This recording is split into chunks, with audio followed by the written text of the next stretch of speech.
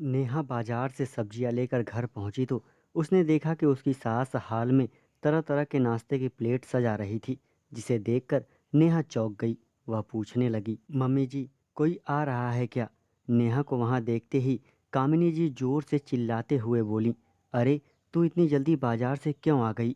मैंने तुमसे कहा था कि आराम से 2-3 घंटे बिता कर आना। नेहा ने कहा, मैंने सब्जियां खरीद ली थी तो बेकार में बाजार में रहकर क्या करती, इसलिए मैं घर आ गई। कामिनी जी कहने लगी, तो चुपचाप अपने कमरे में बैठ जाकर बाहर मत आना।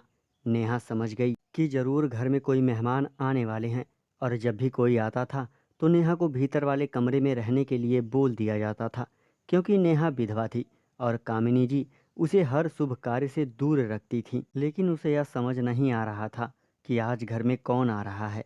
थोड़ी देर के बाद मेहमान घर पर आए। नेहा ने ध्यान से सुना तो पता चला कि उसके देवर को देखने वाले आए हैं। यह सुनकर वह सन्न रह गई, उसके पैर तले से जमीन खिसक गई। जब सारे मेहमान चले गए तो नेहा अपने कमरे से बाहर आई।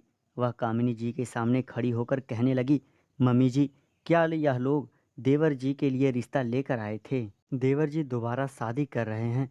अभी तो देवरानी जी को गुजरे 6 महीने भी नहीं हुए हैं, और इतनी जल्दी? कामिनी जी गुस्से से बोली, तुम्हें क्या करना है छोटी बहू?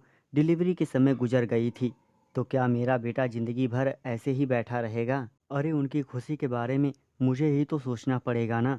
नेहा गुस्से से बिलक उठी और कहने लगी, मेरे पति को गुजरे हुए 5 साल हो गए हैं, और मेरे पिताजी ने जब दूसरी शादी करनी चाही तो आपने कह दिया, हमारे घर की बहू हमारे घर में ही रहेगी, हम इसे देवी की तरह मान सम्मान देंगे, लेकिन इसकी दूसरी शादी नहीं होने देंगे।